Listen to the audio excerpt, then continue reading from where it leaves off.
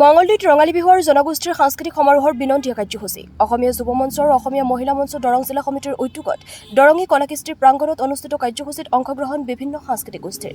মঙলদৈৰ পৰা মিৰ চাহিল ইৰফানৰ প্ৰতিবেদন AIN লাইভ।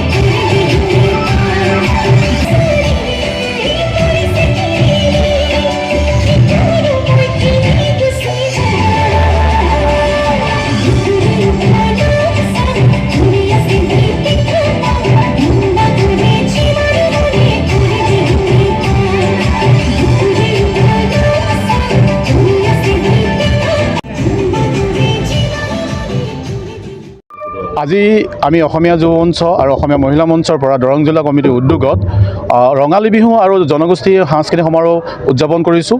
আমি অসমৰ সকলো জনজাতিৰ কৃষ্টি প্ৰদৰ্শন কৰিছোঁ। যিহেতু আমি খিলঞ্জীয়া আৰু এই খিলঞ্জীয়া অসমীয়া জাতিটো সদায় জীয়াই থাকে, তাৰ বাবে আমি আজি দৰং জিলাত কাৰ্যালয়ৰ প্ৰাংগণত আমি অসমীয়া কৃষ্টিবোৰ প্ৰদৰ্শনৰ আমি জৰিয়তে ৰাইজক জগাই তুলিব বিচাৰিছোঁ যে অসমীয়া জাতিৰ অস্তিত্ব সদায় জীয়াই ৰাখক আৰু এই কৃষ্টি এনাজৰীয়ে আমি সদায় অসমীয়া জাতিটো এটা সম্পূৰ্ণ বান্ধত থাকিব পাৰোঁ। তাৰ বাবে আমি এই প্ৰচেষ্টা অসমীয়া যুৱ মঞ্চই প্ৰত্যেক বছৰে প্ৰত্যেক জিলাতে কৰি আহিছোঁ। আজি মঙলদৈত তাৰে কাৰ্যসূচী পালন কৰিছোঁ।